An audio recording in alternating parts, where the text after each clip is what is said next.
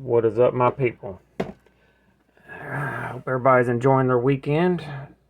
As per usual, if you don't want to hear me ramble for the first minute or two, you can just skip ahead to when I pick up this knife right here. But for everybody else, make sure you check out DNKKnives.com. And if you do purchase something from there, you can use this coupon code Behind the Edge 10, where you will get 10% off. Also, while you're there, make sure you sign up for the email notifications, where he sends out news on what's in, what's new, what's coming, all that good stuff. Don Farmer is the owner. He is a big part of the knife community, and he absolutely helps keep this this endeavor that we're on right here going. Today we're going to talk about the most carried stuff I have been carrying for the month of July and the end of June or so. First is this guy here. Oh, also, if you would like to support this channel, there's a link to Patreon in the description, and or you can join the membership. 95% of my videos get demonetized immediately, and I always try to appeal that, and it never works out for me. So, you know, it's getting harder and harder these days to not get blocked. Or even on Instagram, they're starting to block a lot of knife content. Facebook is cracking down a little bit. And YouTube, for some reason, always demonetizes my videos, whether I cuss or not, whether I say whatever. They just keep doing it, so nothing we can do about that. But anyway, first one I've been carrying quite a bit is the TRM Red Line. This is a fixed blade that TRM was very, very gracious enough to send. Been doing some testing on it. I have a few videos of me of some cutting that I've done. I'm learning how to edit, so I'm going to splice them together and to make one video of this particular knife, but it is pretty great. I wish I had a Kydex. I like the leather sheath, but it's impractical for every, day-to-day kind of things. It's great for camping or out in the woods, but the knife so far has been pretty good. You'll see the full review, or you won't, because most people don't watch fixed blade reviews on my channel anyway. But 20 CV, very comfortable, great size. The 20 CV thing, kind of, I don't really understand. For a knife this big, fixed blade knife, they used a not so tough steel. I know 20 CV is okay. To me, it's not a large fixed blade steel. It's more of an EDC fixed blade or folder steel, in my opinion.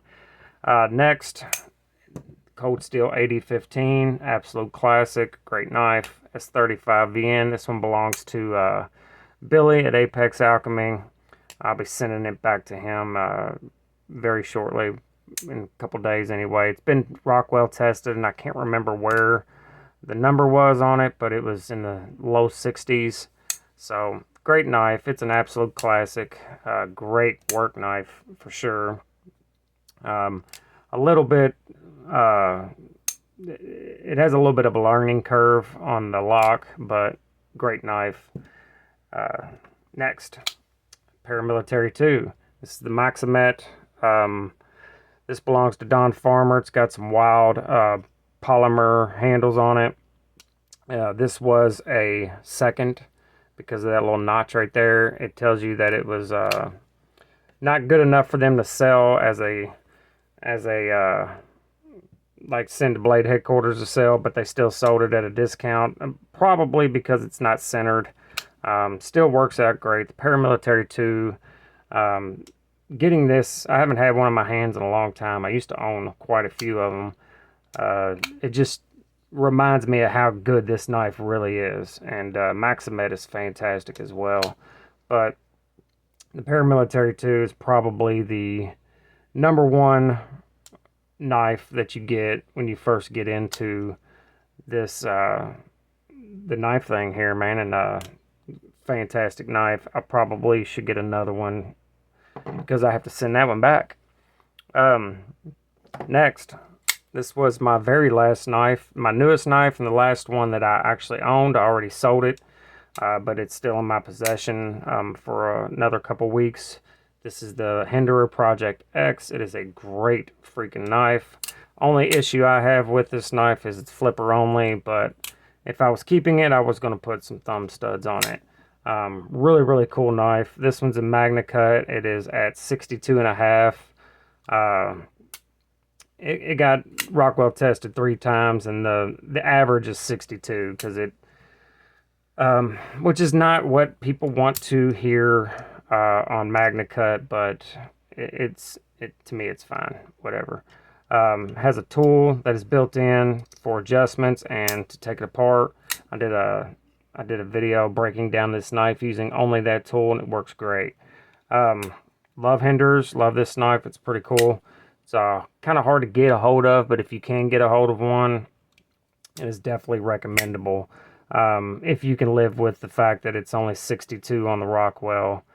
You know, I'm not super, what's the word? I'm not really impressed with Magna Cut, but that's mostly because I prefer tool steels. And Magna Cut is nothing more special to me than this next blade steel, which is Van X. This is the precision, no, it's not. It is the knife standards. Sorry about that. RR standard. This is a Chinese-made knife. The company is American owned and designed, and he OEMs overseas, which is common. No big deal. It's got blue fat carbon scales. This is also Mr. Don Farmer's knife. If I was to order this knife, I would want one that's just plain Jane, no fat carbon. But the knife is awesome. I love the hollow grind. I love the sheep's foot. Very thin, very slicey. The action is bananas. I really, really enjoy this knife. Lots of places, actually, you can flip this knife open pretty much anywhere on the knife using this fuller, and of course your thumb studs, and then it is also a front flipper for no apparent reason whatsoever. Great knife though. I like it. Kind of expensive, 375 bucks. They are available right now at Knife Standard's website. All right, next is this guy here. This is a knife that I'm sure you are familiar with. But first, it was sent to me by Satu Dave to check out and hang on to for a little while, and I'll be sending these back as well really soon. But he sent it in a slip. Typically, a slip is not my fancy. I don't particularly care for them, but I've carried it in this one, and you know, it's really not that bad.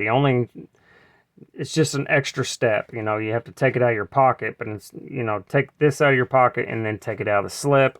So it's just one extra step to get to the knife, but there's not much I can say about a Sebenza that hasn't already been said. Magna Cut at 62 or 63, 64, I'm sorry. Wish it had the double thumb stud. Not a big deal though, because this is a near perfect pocket knife and I love it. Definitely need to get one for myself.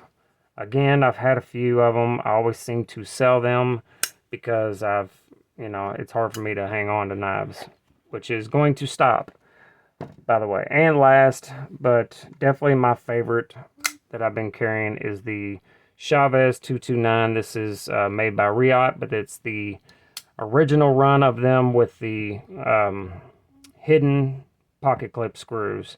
This one has also been contoured beautifully by Satu Dave, so it is magnificent in the hand. It is nearly perfect ergonomics, good size, great work knife, great hollow grind, M390, which, you know, whatever, it's okay. But this knife has been hard to get out of my pocket because it is that good.